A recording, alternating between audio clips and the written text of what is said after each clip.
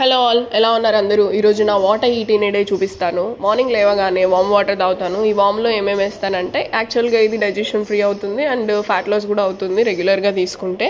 దీంట్లో వాము, జీలకర్ర, సోంపు వేసి పడతాను. 1 month వరకు వస్తుంది. తర్వాత మళ్ళీ మనం ఫ్రెష్గా పట్టుకోవచ్చు కావాలంటే. తర్వాత ఈరోజు ఫ్రైడే కాబట్టి ఇంకా మార్నింగ్ అమ్మవారికి ఈరోజు బెల్లం పాయసం చేస్తున్నాను. బెల్లం పరమాన్నము ఒక్కో దగ్గర ఒక్కోలా పిలుస్తూ ఉంటారు కదా. ఈ పరమాన్నాన్ని సింపుల్గా చేసేసాను. మంచిగా బియ్యం ఉడకబెట్టేసి దాంట్లో కొంచెం బెల్లం వేసి, తర్వాత ఎండు కొబ్బరి ఉంటుంది కదా, ఎండు కొబ్బరి వేసాను. దీంట్లో డ్రై ఫ్రూట్స్ ఉంటే డ్రై ఫ్రూట్స్ కూడా వేసుకోవచ్చు. నాకైతే ఎండు కొబ్బరి మాత్రమే ఇష్టము, అదే వేసుకున్నాను. తర్వాత లాస్ట్లో కొంచెం ఇలాచీ ఉంటుంది కదా, యాలకుల పొడి. యాక్చువల్గా యాలకుల పొడి మొత్తం స్టవ్ కట్టేసాక వేసుకుంటే చాలా బాగుంటుంది టేస్ట్. ఆవిరికి ఆ ఫ్లేవరే మారిపోతుంది. అది నేను చాలాసార్లు ట్రై చేశాను. చాలామంది ఏంటంటే స్టవ్ మీద ఉన్నప్పుడే వేస్తారు యాలకుల పొడి. అంత స్వీట్, అంత టేస్ట్ అనిపింది నార్మల్గా. ఆ దానికి ఈ దానికి చాలా డిఫరెన్స్ ఉంటుంది. ఈసారి ఎప్పుడైనా ట్రై చేసినప్పుడు చూడండి. స్టవ్ మొత్తం పాయసం అయిపోయాక లాస్ట్లో లైట్గా వేడి ఉంటుంది కదా, అప్పుడు యాలకుల పొడి వేసి మూత పెట్టేసి 5 నిమిషాలు వదిలేయండి, చాలా బాగుంటుంది. ప్రసాదంలో కొంచెం నెయ్యి వేసి అమ్మవారికి పెట్టి ఇంకా పూజ చేసేసుకున్నాము. యాక్చువల్గా ఈ water eat in a day ఎట్లా అంటే మన లెవెల్ని బట్టి ఉంటుంది కదా, అలా ఏం కాదు. హెల్తీ లైఫ్ స్టైల్ ఒకలాగా ఉంటుంది, నార్మల్గా తినేవాళ్ళు ఒకలాగా ఉంటుంది. యాక్చువల్గా healthy diet, healthy life style అంటే ఫస్ట్ థింగ్ మనం బయట ఫుడ్ కట్ చేయడమే సగం హెల్తీ. ఇంట్లో మాత్రమే తినడం ఇంకా అది ఇంకా పెద్ద హెల్తీ అనమాట.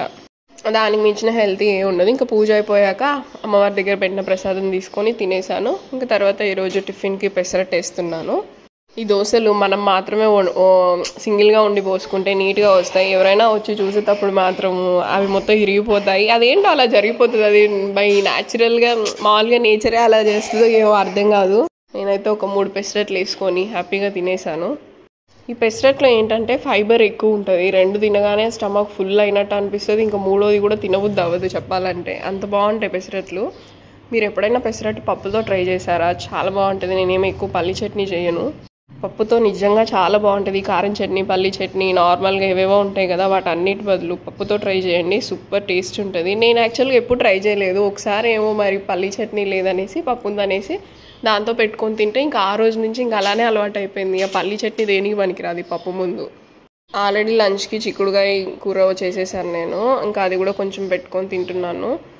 అంటే కూరలే ఉన్నా సరే అన్ని దోశలలో పెట్టేసుకొని తింటాం. ఇంకా ఆల్రెడీ ఇంకా ఆఫ్టర్నూన్ అయిపోయింది కదా. ఇంకా యాక్చువల్గా ఈ కుక్ చేసేది ఏం తీయలేదు, నాకు అసలు గుర్తు కూడా లేదు రికార్డ్ చేయాలని. So only water eat in a day అంటే తినేది మాత్రమే కదా చూపెట్టేది అనేసి ఇంకా ఇవి చూపిస్తున్నాను. నాకు కొంచెం టైం పట్టింది ప్రతి రికార్డ్ చేయాలి ఏదైనా ఒక కాన్సెప్ట్ అనుకుంటే అని. నేను మధ్య మధ్యలో కొన్నిసార్లు మర్చిపోతున్నాను. అంటే బిగినర్ కాబట్టి మేబీ అందరికీ బిగినర్స్ ఎవరైనా ఇలానే ఉండింటారు నాకు తెలిసి, మర్చిపోతుంటారు అన్నీ గుర్తుండవు రికార్డ్ చేయాలని. చిక్కుడుకాయ కూర అయితే సూపర్గా ఉంది. నేనైతే అసలు పప్పుతో తినలేదు, అది పక్కన తీసి పెట్టేశాను, అంత టేస్ట్ ఉంది. ఈ సీజన్లో యాక్చువల్గా బాగా పురుగులు ఉంటాయి అనుకున్నా కానీ ఏం లేవు, అన్నీ బాగున్నాయి. మొన్న నేను తెచ్చుకున్న చిక్కుడుకాయలు అయితే ఇంకా ఈవినింగ్ అవ్వగానే మళ్ళీ ఇంకా తినగానే ఏదో ఒకటి ఆకలేస్తుంది కదా. సో ఇంట్లో ఇవి ఉన్నాయి, చకోడీలో లేకపోతే మురుకులు ఏదేదో అంటుంటారు, ఒక్కో దగ్గర ఒకలాగా, ఒక్కో దగ్గర ఒక్కో పేరు ఉంటుంది కదా. సో మురుకులు తీసుకొని తిన్నాను. ఇంకా తర్వాత మామూలుగా 6 o'clock అలా బనానా తీసుకున్నాను. ఇంకా నైట్ డిన్నర్కి పాలు, తాటి బెల్లం తెచ్చుకున్నాను అని చెప్పాను కదా, అవి వేసుకొని పాలు తాగేసి పడుకున్నాను. ఇంక ఇది నా నైట్ రొటీన్. Bye all.